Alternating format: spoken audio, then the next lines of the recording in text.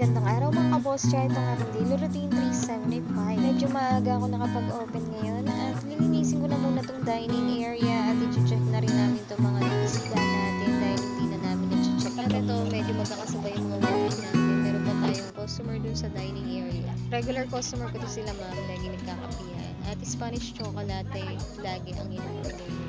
At syempre, hindi mawawala ang ating mga online deliveries. Ayan, may deliver si CJ. So, ayan, kailangan ko na ulit linisin tong dining area natin. Ayan. Medyo maganda-ganda yung panahon ngayon dahil hindi masyadong umulan. Kaya rin tuloy-tuloy yung mga online pick-up orders natin dahil hindi masyadong umulan ngayong araw. At syempre, itong order na to, ano pa nga ba? Walang iba kundi Spanish latte.